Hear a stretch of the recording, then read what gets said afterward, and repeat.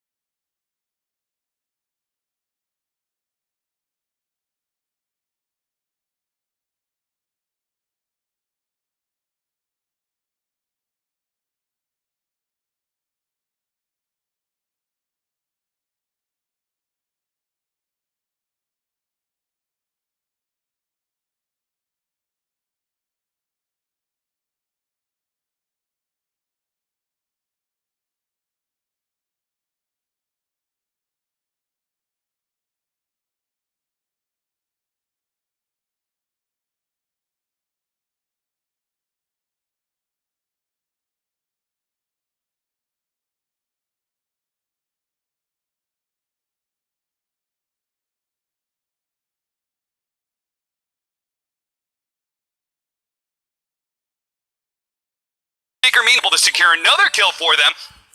Charlie,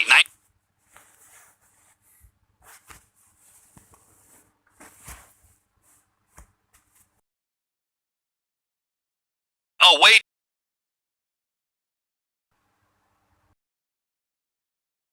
Full combo, and then like these heroes that are so burst. Tanky right now. And look at that.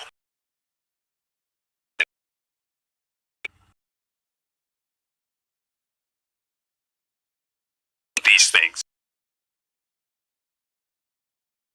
They know they really gotta keep forcing things, otherwise this Animage is gonna get into that window where he is unstoppable. The smoke is gonna find FNG, but that so far is all. Everybody else is blocked out by this Fissure from Era. They can't really follow Supreme as he is trying to chase much damage. Let's just deal with the Queen of Pain. They blow him up with the Reaper Sight and the Echo Slam.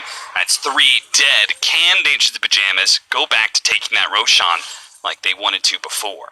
Looks like they're gonna go for it. Queen of Pain is dead. No buyback. No boats. This is their time. Nico Baby's definitely not going to fight this. Man, this is like, you get one more item on the Animage mixed with some of his talents, and he becomes like this really well-timed carry that can abuse some Spectre lineups, right? Yes. Where the Spectre, like, you get to that 35, 40 minutes, it's super scary late game, but there is still a window where the AM is much stronger and just can sometimes just straight up end the game right away. I will say though that the NIP does have the tools to deal with this AM. You know, Coil, Earthshaker, Reaper Scythe. Yeah. With no status resistance from this AM. Oh, Saberlight! He pops a Ghost Trap before a stun could come out, so all that initiation is kind of delayed here. The Fissure is going to delay it even further. Essence Ring, he'll back up the full, but there goes that Mana Void, and just takes him out. Now, with one man down, Alliance look to be able to pick up some of the supports at Seneko, but at the same time, Charlie is trying to chase down FNG. Limp is going to be able to slow him down. Seneko still being a target here, but the coil is keeping him in place. FNG finally does fall from Charlie, so he turns back in. Two-man Fissure nicely set up with Hanskin being so low. He's actually going to fall. Nico Baby at the same time was able to finish off that Chen finally, but can he deal with the rest of the heroes? Is he actually stronger than them? He goes for the Chen creeps instead, wipes them out thanks to the Battle Fury, pops his Manta in order to get rid of that silence from the puck. Fissure goes out, but a blink first from Limp. That two-man torrent leads into the kill on Era as Nico Baby comes back into the fight while they're distracted by S4, but he's realizing these two heroes are too hard for him to bring down. He has to leave, and it looks like he may just leaving Limp behind in the dust. He throws out a Sonic Wave, brings it both low. If Nico Baby came back, then maybe he could actually get some kills here, but Limp instead is fated to fall, adding a 21-17 lead. That was a messy team fight, but it felt like Ninjas in Pajamas came out on top.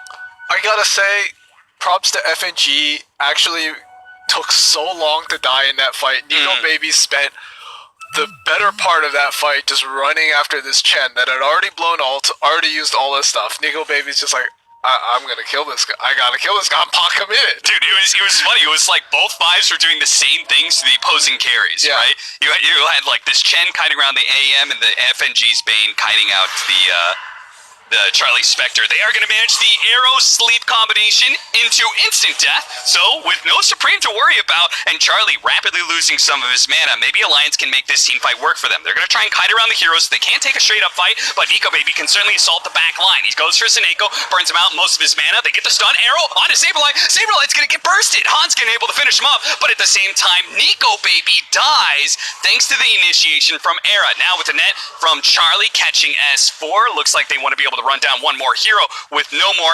anti-mage. They feel like they can just keep going, and they're probably not wrong. Charlie, with the Nico Baby gone, he's probably the strongest hero on the map. FNG just apparently just ran into the triangle, found a courier. That's like a 5-position hero kill, you know? No? It's a lot of gold, man. Don't discount courier kills. That's all I'm saying. I feel like they're so common now because everyone's so bad at just keeping track of them. There's like 5 of them. Yeah. They're just running around. Everybody uses them so willy-nilly. Yeah, when you've gotten years and years and years of playing with just like one courier that's a little bit better protected and stuff, you know, it's easy just to lose track of your one individual courier. FNG trying to maybe pull some of these heroes off the tower, but it looks like he's going to die for it. Does slow down this push. They still need another 15 seconds until Nico Baby's back up, though. And Ninjas in Pajamas, they gotta back away here. They actually intercept the 2 heroes that are routing them. They were trying to come in from behind and sandwich Ninjas in Pajamas, but do they have the damage to follow up this coil? The Reaper Scythe coming in, almost finishing off Flip, and they do manage to get him thanks to the Blade Mail turnaround. Saberlight says, how do you like them nuts? Take a Blade Mail right back at you.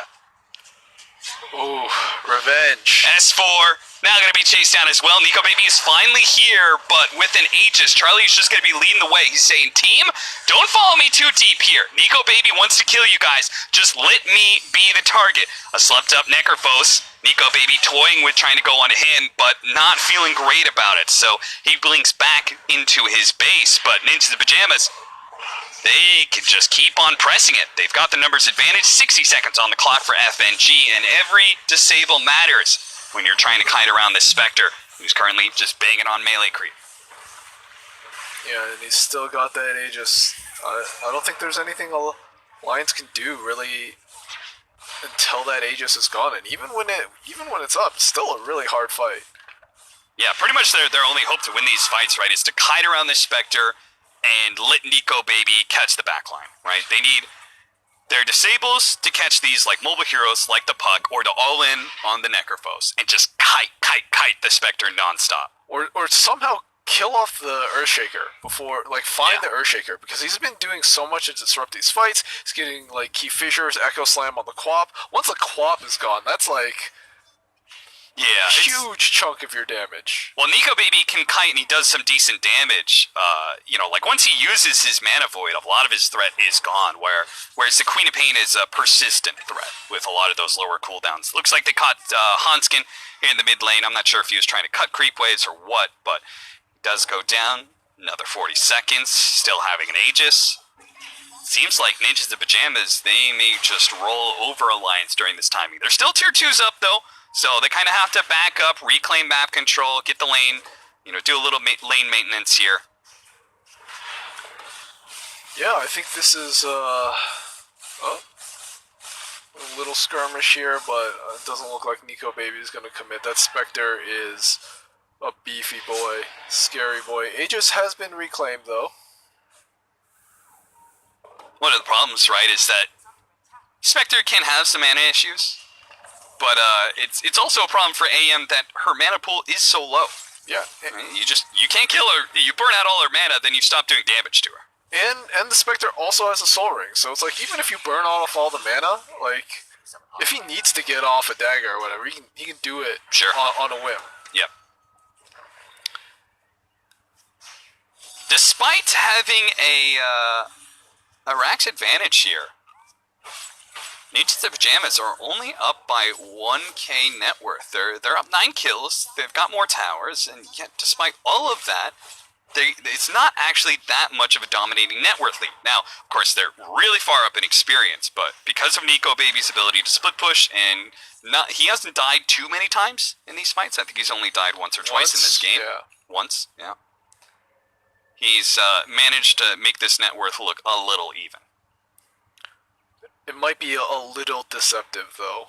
Yeah. If that hero dies, yes, you're boned. That is a very good point. If they ever find the right kind of like Echo Slam, because he doesn't have any status resistance yet, so that means that Earthshaker can very likely get the full chain stun. Yeah, they did find a Titan Sliver, but I think it's on the Queen of Pain. No, now we've got Ag's Puck, so that BKB picked up by Nico Baby is being countered. One of the big things here is that the sleep from FNG. That is the one thing that can really disrupt the Earthshaker combination and stop the Reaper side. I think he's going to have such a hard game. He does have the keen optic, but like he's playing a Bane. There's so many ways to disable him here. Earthshaker, Puck. Yeah. I think somebody has a Mindbreaker as well. Smoke up, wrap around. They're going to run into Charlie here, instantly leading off with the Mana Void. They do manage to get the Fiend's Grip with the boat. I'm thinking that's enough damage, boys. A very important pickoff. I mean, similarly, a lot of this net worth is all on this Spectre, so while he's down for 75 seconds, Gambit should have free run of the map. The question is, what can they do with that? Because I don't think Roshan is going to be up in time, sadly for them. Oh, no, 20 seconds. Okay, if they check the pit, they could definitely do it. Yeah, they gotta... Somebody put your courier in there. I think it's got to be super important for them to get it, because I think when Spectre is up and they try and take a 5-on-5 team fight, it's so hard for Alliance to win. Yeah. I wonder if they do manage to get this Aegis. I don't know, by the time they get in that pit, let's see, 40 seconds? That's probably enough. Oh, it's a double damage AM. Never mind. It's no question. I was thinking maybe if like the Puck disrupts them a little bit, but no. This is a free Aegis and cheese. Yeah, they got it. Maybe if they had Puck, some fissures, they could have delayed long enough, but it doesn't look like it. Still another 20 seconds and into the Pajamas. They're pushing into their triangle right now, but it's going to be far too late. If anything, they got to be a little bit scared of getting caught by anybody like that Kunkka. They did give the Aegis to Nico Baby. I was curious if they would still give it to him just because Limp is having such a hard time with things, but... He's got the cheese. They gotta hope it's enough. Yeah. This is kind of a rough co-op game now because you can't really go BKB. But you kind of feel like you want one at the same time. Okay, you do have Abyssal Blade now for Nico Baby. So he's got like a very clear game plan of how to be able to, say for example, like blow up the Necrophos really quickly. Yeah. He managed Abyssal Blade and Pop Manta, boom, boom, boom, boom, boom, boom, and then just hits him with the Mana Void. Or even just a follow-up Disable and burn the rest of his mana. That's going to be a big, big bomb. S4, leading the charge onto the high ground, is going to lead off, pops his BKB. As soon as some spells start flying, he's going to pull back in Seneko. Not the biggest kill in the world. Oh, meanwhile, the coil does go out onto Nico Baby. But remember, he has the Aegis. This may not be the best target. He used that Abyssal Blade to great effect to be able to kill Supreme and hits the Mana Void, knocking out two almost with that combination. But Era, he managed to get off the Echo Slam. Not enough to finish off Nico Baby, though. He's still working with this first life. And meanwhile, everybody else is dead. Charlie, he's going to have to fight this out with Saberlight. Saberlight's actually still staying alive through all this one. Supreme, he came back in the fight after a buyback. Limp is going to do something similar here. Nico Baby on his second life is looking to be able to finish off Saberlight, but still is unable to do it. This man has dropped down to below 100 HP twice in the same team fight, but he still does not fall. And Limp, this is going to be a dieback from him. He does still have the cheese. He's going to have to pop it here. One more second for the blink up. Yules, they have another silence coming in from the Puck. There it is. And Limp, even with the use of the cheese, was unable to get out in time. That's two heroes dead with no buyback. Potentially a third as Hanskin trying to limp back to his fountain. But there it is. Three down with no buyback. A fourth in S4 does have it. But I don't see how him and Nico Baby alone can put a stop to this throne push. Well, they're going to have to try, because if they don't, the game's over. Alright, S4 is buyback. It's time to make your last stand, Alliance. Can they stall this long enough? Okay, Bane actually just got his buyback thanks to Tick Gold. Coil goes out, locking down Nico Baby. He's going to keep his health high thanks to that lifesteal, and it looks like he's doing a good job of it, popping his BKB and burning out Charlie as fast as possible. They haven't actually killed anybody, though, and this Necrophos is about to join the fight, too. Managed to get the initiation onto S4. He turns around, pops his BKB, fearing that Reaper's Scythe, as well he should. Sleep goes out, allowing them to disengage, but with only 3 alive, they have to hold once again.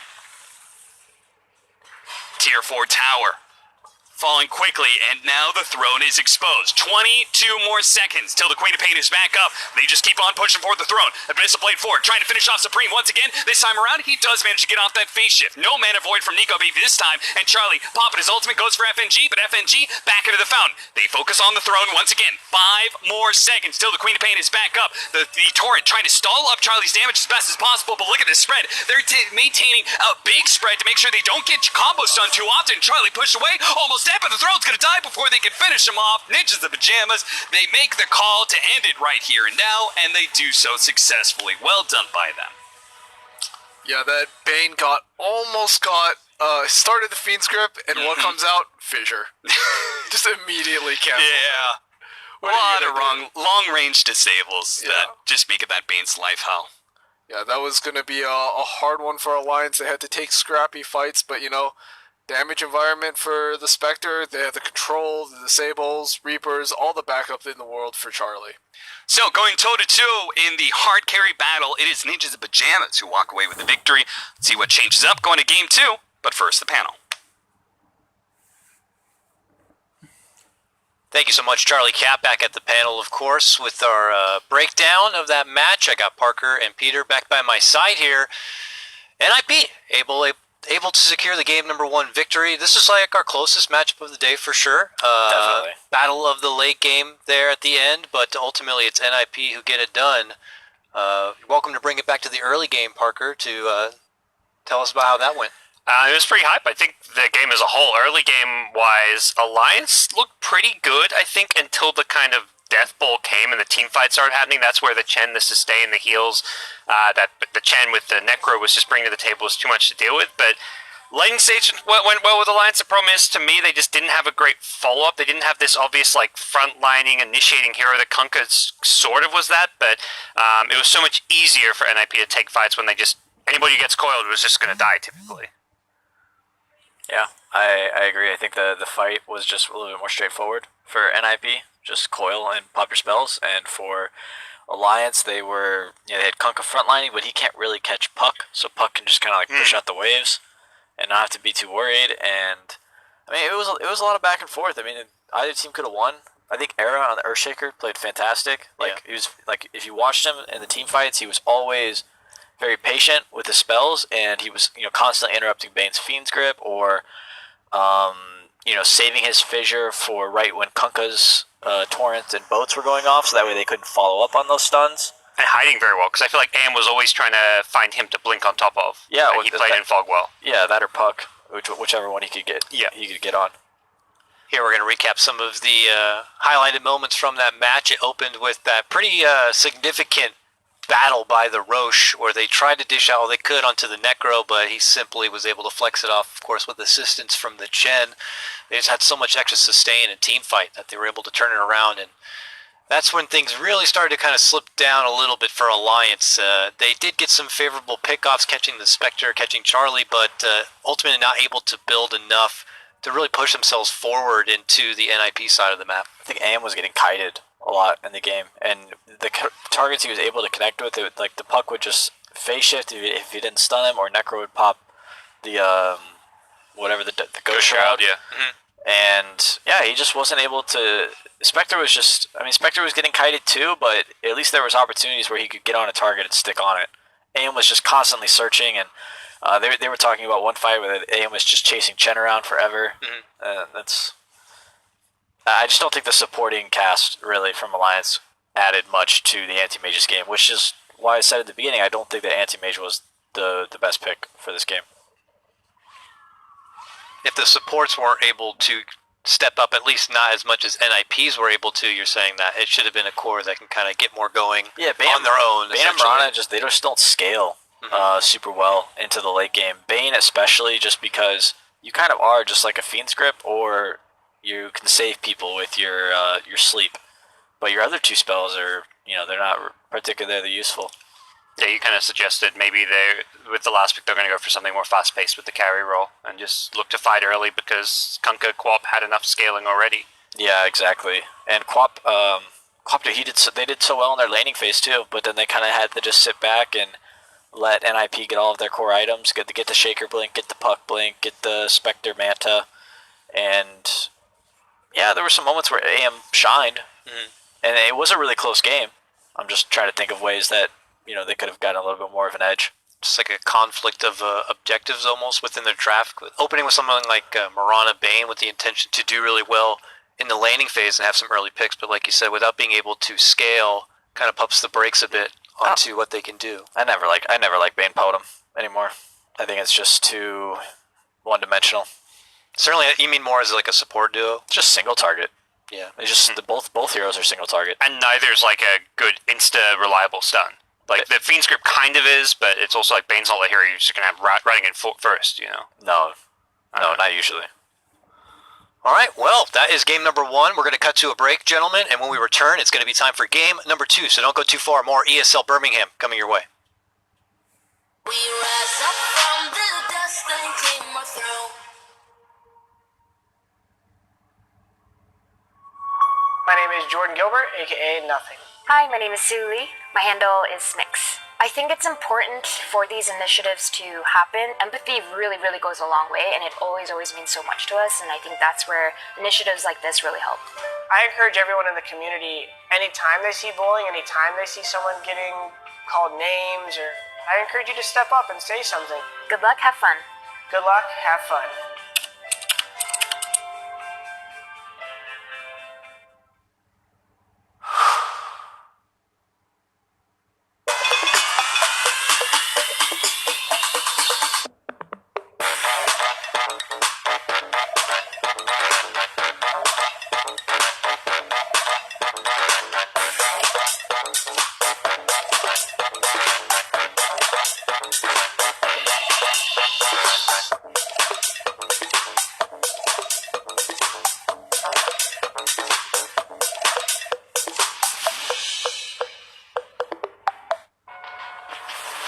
Multiple witnesses have reported mysterious shadow sightings all around the city.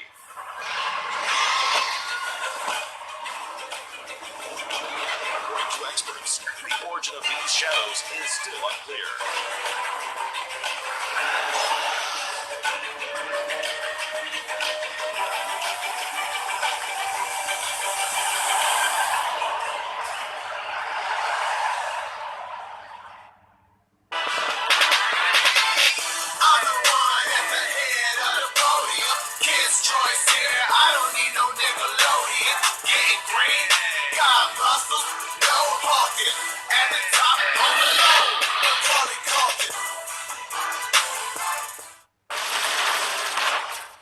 Everybody loves an underdog. Who needs to be liked? Mountain Dew Amp Game Fuel. Victory in a can. My name is Jordan Gilbert, aka Nothing. Hi, my name is Sue Lee. My handle is Smix. I think it's important for these initiatives to happen. Empathy really, really goes a long way, and it always means so much to us, and I think that's where initiatives like this really help. I encourage everyone in the community, anytime they see bullying, anytime they see someone getting called names, I encourage you to step up and say something. Good luck, have fun. Good luck, have fun.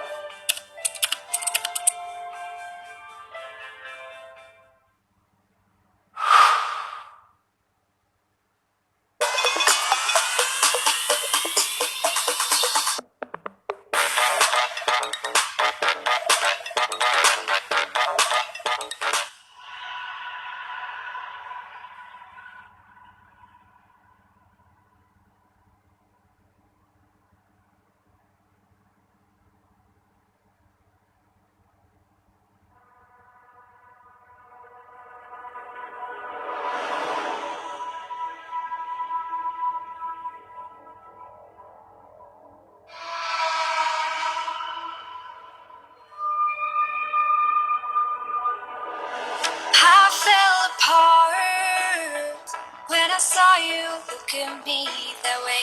It broke my heart to see.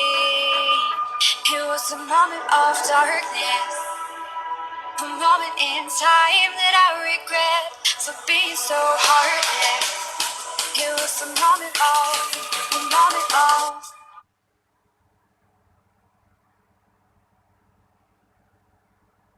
A moment of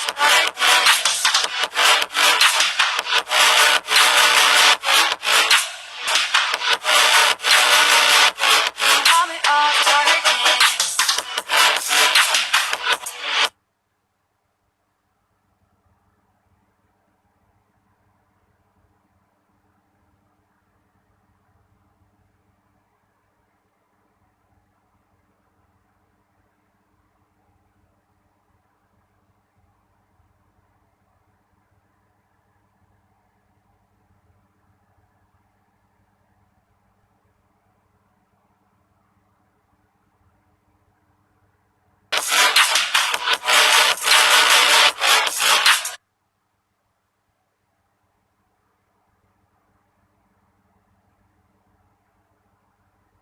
I fell apart when I saw you look at me.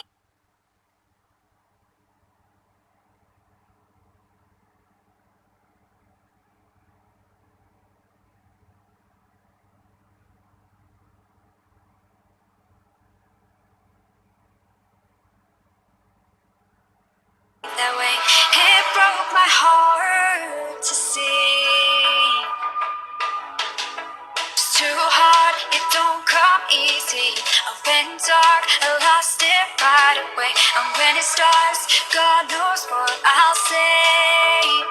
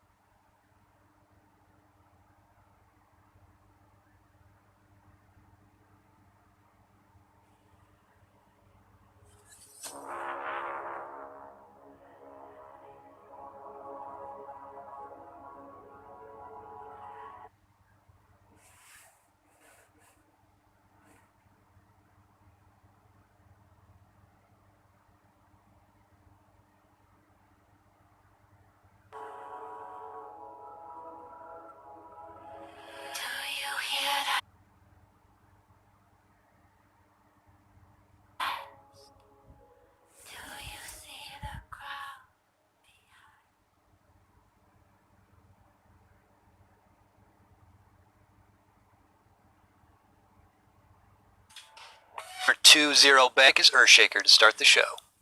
I think you should just intro us as like Peter Parker, like a casting duo or something. That could be our thing.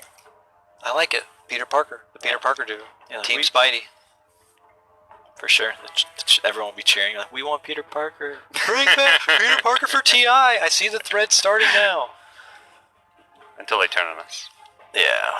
Peter Parker's the worst. And we'll go from being I new age Spider-Man to being like Spider-Man 3 after a few months. I hope not. Oh, look, another Queen of Pain. This hero's been losing a lot today, I feel. They won one game, maybe? They win the first game we saw? Yeah, secret one. Yeah, secret. Does that count? They won with Chaos Knight. They won with whatever. They win with everything, Yeah. so that doesn't... You have to eliminate that one. But then you should also eliminate the times teams lose with a hero against secret, perhaps. Yeah, I would say Gambit's Queen of Pain was also not particularly impressive. Yeah. But you're right. You know, the Queen of Pain first pick is interesting. It's not such a hot pick that we're seeing it banned. It's just good enough that all teams seem to warrant it for their first pick instead, though. It's the puck. Yeah, NIP loves the pucks, then even though it got nerfed, another team shy away from it, they don't. Going right back for it against the Queen of Pain. Yeah, now you're playing. Yeah, you see those tiers, you're like, we have a co-op against Shaker Puck? Well, didn't this happen last game? And how did that go? Not good for Quap. Yeah. Early game goes fine. Like, that's the thing where Quap has at least a 50-50 lane against the puck, maybe, and then you can make all these moves and get these kills, but then once Shaker gets a blink, I wonder what core they'll decide to pick. If they went for the Kunkka last time, which I didn't really like that much. But maybe like, I don't know, is there any offlaner that has forward play that has like an instant disable for puck? Axe. He's able to blink in. Yeah. Get the lock down there. Could do the axe. Or a Bat Rider, but even that is like not super quick. Might be able to dodge it. Yeah, I like the axe. Yeah, that sounds good. I was thinking like the Centaur with the Rubik's classic lane, but Centaur's also got that wind up and it's not like insta-stun. There we go. These guys love it. Yeah, that's FNG. He's always been a big Bane player. That's one of his heroes. You know, it's single target, but you know, BKB piercing disable's always nice to have.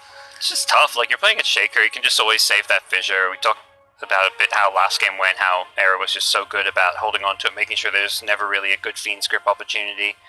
I think the same is going to be true here, because Puck wants to just coil the first time he sees one or two cores grouped together, so you're not going to have the coil for the Bane, which is where Shaker, just hold your fissure. Alliance really needs somebody that can frontline with these three heroes. None of these guys want to be the ones jumping in against Puck Shaker. Or they want to jump in, but they want to see what's going on before they jump in. As far as he likes the axe, so it does feel like a hero that stands out as being definitely viable here. You could also do like Beastmaster or something that just gives vision. Rubik can be your initiator if he has an idea of what's going on in the game. Oh, my favorite hero, Witch Doctor.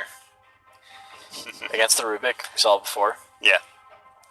I like what you said too, where it's nice because you can play in the offensive or the defensive way. I feel like most supports are more one-dimensional with how they play the lane. For sure. He also has his ultimate's a little bit better because they have Puck, so somebody can't just walk away from it. Yep. So if you can't use an interrupt to stop the Witch Doctor, he can do a lot of damage. So just gone with the days of Coddle now? You'd think Coddle back then would be good to like Blinding Light with the coil, and you have the great white hole there, but teams just not thinking that hero's a pick anymore at all. I was also going to suggest before, like Bristleback used to be the formidable tanky offlaner, but that's also changed. Again, man. Can I get a snore? Like, are we just picking the same heroes? Like, what is this? Like, we just watched like a 45-minute game, AM versus Spectre, and then we're getting the same supporting duo, and they're gonna what? They did swap them around after a Rubik. I think that's an improvement. They've got another instant disable with the telekinesis, but I agree with you. I'm just being selfish. you're saying new. I It's just innovative. want something new. Bring back the I bet they pick Spectre here. What do you think? Okay. I was going to say, I mean, is the stars still aligned that they're just going to get some sort of late game? No, they went Necrophos core? here last time, right? Necrophos on 18 because against the Kunkka. Yeah, they might just go for it again. Maybe they were about Spectre being banned, so they may be like, okay, which is the more important pick for our draft? They also don't have Chen. Yeah. I mean, Witch Doctor with Voodoo Restoration. Yeah, but Chen amps the healing. Yeah. Which is super nice. Oh, as in that they might not want Necrophos because without the Chen. Yeah. But that's where I feel like the Witch Doctor can replace the Chen as far as the lane goes for Spectre. So maybe Spectre's still It's good. very similar. But yeah, definitely the Necro doesn't feel as potent. So what can we get instead of Necro? Necro's kind of a unique one in its own. There's not someone who just fills those kind of shoes. Oh, There we go. my god. At this point, I'm just like, I want it to keep happening just to see what happens with you at that point. How long does this tournament go on? You got a good couple weeks. No, it could have. Look, last time was 23 days, so you've lucked out. And this is Europe, you know? So this is the best that we got. I thought NIP had like 3 strategies. You know, they have Oracle Troll, they've got Lycan, and what, Spectre? Oh yeah, no, Oracle's banned and Lycan's banned. Where's a? Oh, so they gotta go to the third strat. This is strat number 3. Fuck, you're right, actually. Dude, You bet out strat A and strat B, so unreal. So now it's a matter of Alliance going to try to go toe to toe with that. I hope they that both, game length. I or hope if they both lose. or if they go all in somehow. you know the fact that the Alliance strat A of first pick Quap. No, that's their strat A. it's 2-3. It's 2-3 quad. Yep. Into Shaker. All right, what else? I mean, last game wasn't lost on the draft by Alliance. Do you think they go back for the Animage if it's still there, or is they just gonna? Of course, it's the obvious pick. No, I mean they might do something else. Maybe. I was gonna say like what? Oh, Morphling was banned.